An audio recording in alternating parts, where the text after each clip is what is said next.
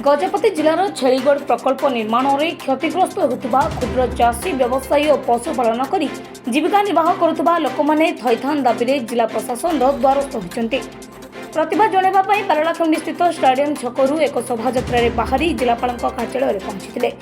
सेठारे जिलापाल उद्देश्य 2 दफा संबलित दाबीपत्र प्रदान कर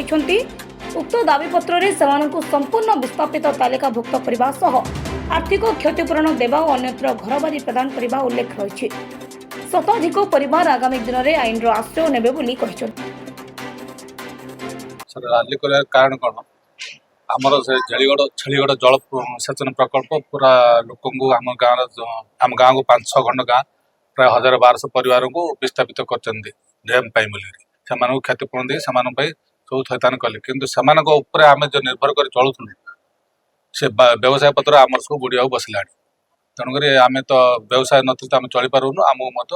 से सामिल कर क्षतिपूरण दि जाऊ व्यवसाय बासगृह दि जाऊ से क्षतिपूरण दि जाऊ आर्थिक क्षतिपूरण। आम आज आसवा कारण है दीर्घ 4 दशंधि धरी सरकार छेलीगढ़ जल प्रकल्प ना विभिन्न प्रकार सब सर्वे करी विभिन्न प्रकार लोकों को क्षतिपूरण दे आछंती किंतु आम स्थानीय बासिंदा आज की विभिन्न प्रकार अनुरोध भी करूँ आमर कि ना आमर जमी ना भूमि ना कि ना बासस्थान खंडे खंडे अच्छी गाँव में आज की कम भी सरिया पर्याय पहुँचला आम खटिकिया दिन मजुरिया क्षुद्र व्यवसायी जो मैंने बंची जाइए सरकार आम मान को नजरअंदाज कर दी अणदेखा कर दी जहाँकि आम बहुत पछरे पड़ जाइए आम जीवन भी एक प्रकार अंधार आड़ को ठेली विभिन्न प्रकार मौखिक भाव अनुरोध कर किंतु सरकार ताको